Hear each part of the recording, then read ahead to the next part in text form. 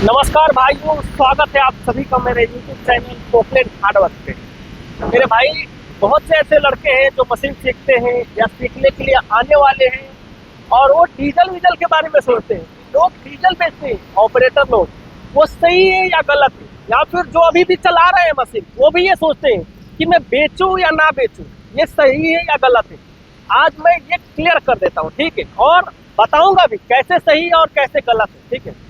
तो चलिए स्टार्ट करते हैं। देखो, हम ऑपरेटर लोग किसी मालक के पास काम करते हैं, ठीक है। हम जब आते हैं उनसे बोलते हैं हमें 25,000 रुपये चाहिए सर एडवांस। आज आएंगे, कल मांगेंगे, परसों मांगेंगे, वो नहीं देगा, नहीं देगा, साफ सीधा मना कर देगा या फिर कोई बहाना कर लेगा, ठीक है। क्योंकि उसको हम पे भरोसा नहीं होता है, मालक लोगों को हम पे भरोसा नहीं होता है।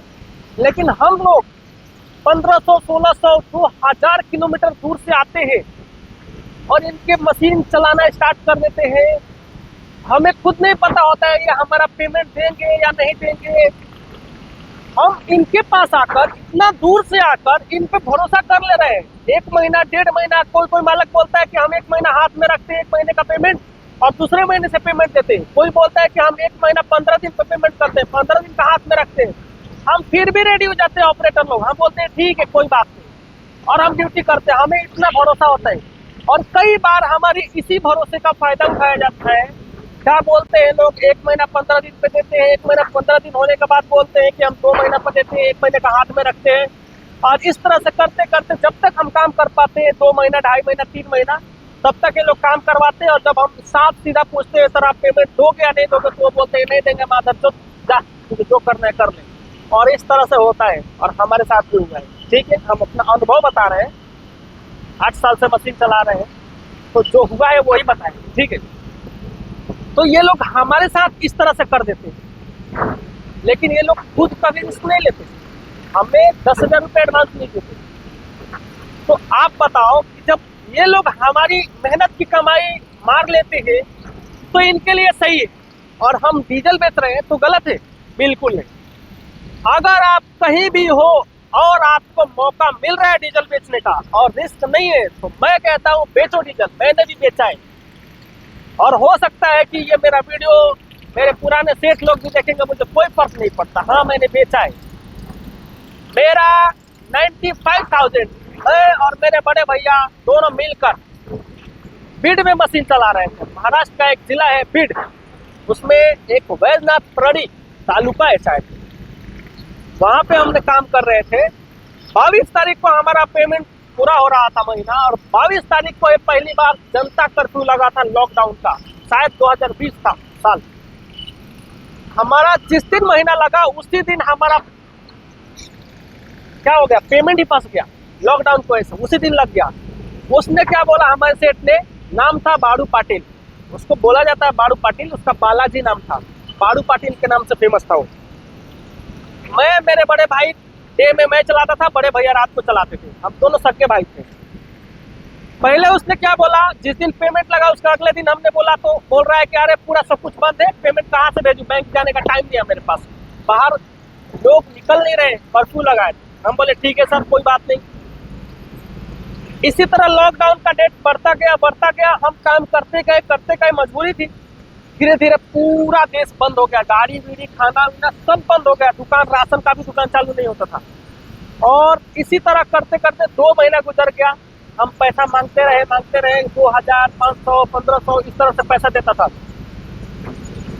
देखते देखते 3 महीना निकल गया, लेकिन काम बंद नहीं हुआ, काम कंटिन्यू चालू था। क्योंकि काम जो था वो खेती में चल रहा था, खेती के बीच से एक नया रोड बन रहा था, नया रोड पास हुआ था, उसका काम चालू था। और हमने 3 महीना काम किया। उस मादरचोद ने हमेशा यही बोला, देता हूँ, मैं किसी का मेहनत का पैसा नहीं मारता, मैं कभी गरीब का पैसा खाकर बड़ा होने का नहीं सोचता। और वो मादरचोद बहुत बड़ा आदमी था। इसी तरह बड़ी बड़ी बातें करके हमें भी लगता था यार इस तरह से बातें कर रहा है, ये कभी नहीं मारेगा हमारा पैसा। एक टाइम ऐसा आया जब हमने साफ सीधा पूछा सर आप दोगे या नहीं दोगे, तो उस मादरचोद ने बोला, गाली देकर बोला, नहीं दूंगा, जा तुझे जो उखाड़ना है वो उखाड़ ले। असल में उसने यहाँ पे कुछ और शब्द बोला था, लेकिन मैं इस तरह से बता रहा हूँ। उसने बोला जो उखाड़ना है उखाड़ ले। हम बोले ठीक है सर, कोई बात नहीं। सिचुएशन ऐसा था, अगर गाड़ी चालू होती, अगर ट्रेन चालू होती, बस चालू होती, ट्रक चालू होती ना, उसकी मशीन की मात चोट देते हम दोनों भाई। लेकिन हमारी मजबूरी ऐसी थी कि पेमेंट छोड़ देना पड़ा और खाली हाथ नंगे पांव पूर्णा जंक्शन पे हमारा काम चालू था। पूर्णा जंक्शन से थोड़ा बाजू में अंदर, वहां से हम पैदल नांदेड़ गए, हजूर साहब नांदेड़। वहां से 30 या 35 किलोमीटर का डिस्टेंस था, रेलवे ट्रैक से चल कर गए थे। और वहां से फिर हम पैदल चल चल के कैसे किस तरह से हालात से हम गुजरे वो हमें पता है। हमने मरने से बचे उस समय, और 11 दिनों में हम घर पे पहुंचे। वो भी इसलिए पहुंच पाए क्योंकि बीच बीच में कोई ट्रक वाले मिल रहे थे, क्योंकि ट्रक चालू हो गई थी तब। शुरू में कुछ चालू नहीं था जब लॉकडाउन लगा था, बाद में 3 महीना बाद थोड़ा बहुत चालू होने लगा, 2 महीना बाद। हम वो ट्रांसपोर्ट की गाड़ियां पकड़ के घर पहुंचे, जिंदा बच गए, बहुत बड़ी बात है, कोई बात नहीं। तब से मैंने सोचा, 2020 से सोचा कि कोई भी मालक रहे दो, अगर वो बुरा है और मुझे मौका मिलता है तो मैं डीजल बेचता हूँ। जरूरत पड़ने पे उसके मीटर का वायर कट करके एक्स्ट्रा पार्टी वाले के पास काम करता हूँ और उसका पैसा कमाता हूँ। ये मेरा अनुभव है। लेकिन कब, जब मुझे लगता है कि ये मालक भी उसी के जैसा है, तब। अगर कोई गरीब मालक, हाथ जोड़ता हूँ, अगर कोई गरीब मालक बेचारा मेहनत करके अपनी खेती बेच के मशीन लिया है और वो चलवा रहा है, तो मैं आप सब से भी हाथ जोड़कर प्रार्थना करता हूँ कि आप सब ऐसी गलती मत करें।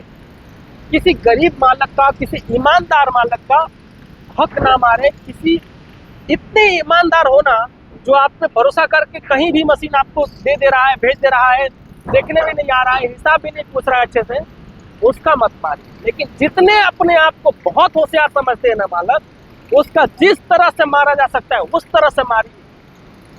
डीजल मारने का बहुत सारा तरीका है, मुझे इतना सारा तरीका पता है कि उसका सेंसर भी फेल हो जाएगा। मैंने हर तरीके से डीजल मारा है, मीटर बढ़ाकर, मीटर को पीछे करके, मीटर का वायर कट करके, एवरेज कम करके, रेस कम करके चला के, हर तरह से मारा है। तुमको गेज भी मारना है ना, तो मैं सलिया डालूंगा, लेकिन उसको किनारे में टन से बचाऊंगा, उसको समझ में नहीं आएगा, उसको लगेगा नीचे टच हो गया, और फिर माप कर दिखा दूंगा। मारने का बहुत सारा तरीका है, लेकिन तब मारता हूं जब सामने वाला मालक मुझे लग जाता है कि ये बहुत होशियार है। तो आप सबसे भी मैं यही कहूंगा कि समय आने पे हर काम करना पड़ता है। शुरू में हमें नहीं समझ में आता है ये सही है या गलत है। हमारा समय ऐसा आया कि हम अच्छे से समझ गए ऑपरेटिंग लाइन को, और आज भी ऐसे मेरे बहुत से भाई हैं जिनका पेमेंट मार लिया जाता है। ऐसे बहुत से मादरचोद मालिक है जो हम जैसे गरीब लोगों का पेमेंट मार लेते हैं। हमसे काम करवा के जब हम पेमेंट मांगते हैं तो मादरचोद लोग बोलते हैं कि तुमने ये नुकसान किया मशीन में, वो नुकसान किया मशीन में, यहाँ पे एवरेज नहीं दिया, और इस तरह के बहाने करके वो लोग हमारा पेमेंट मारते हैं। तो जब वो लोग हमारा पेमेंट मार सकते हैं इतने बड़े आदमी होकर, तो हम तो बहुत छोटे लोग हैं, हम तो गरीब लोग हैं, हम डीजल क्यों नहीं बेच सकते? अरे डीजल क्या, हमारे बस चले तो हम बैटरी पाना बिना सब बेच देंगे, और बहुत बड़ी बात है तो ब्रेकर बेच देंगे, उसका ब्रेकर बेच देंगे। बस वो मालिक मादरचोद होना चाहिए। अच्छा मालिक रहे तो मत करिए। मैं आपसे हाथ जोड़ कर प्रार्थना करता हूँ, अच्छे मालक का मत मारिए। जितने बहुत होशियार है ना, अपने आप को बहुत शातिर समझता है, उसका ही मारिए। तो ये मेरा अनुभव है। पता नहीं आपको अच्छा लगा हो, बुरा लगा हो, या फिर कोई मालक भी मेरा ये वीडियो देखे, उनसे भी मेरा हाथ जोड़ कर प्रार्थना है कि गाली मत दीजिए, क्योंकि मेरे साथ ऐसा हुआ है, इसीलिए मैं ऐसा हो गया। 2020 से पहले मैं भी अच्छा था, मैं भी बहुत भरोसा करता था, मैं भी सोचता था मशीन के पेट का निकाल कर हम नहीं बेचेंगे। लेकिन हमारे साथ ऐसा हुआ कि हमने अपनी मानसिकता चेंज कर दी। उम्मीद है आप लोग हमारी भावनाओं को समझ गए होंगे कि हम क्यों ऐसा हुए हैं। अगर आपको हमारा ये सलाह अच्छा लगा हो तो प्लीज एक कमेंट जरूर करिएगा। ओके।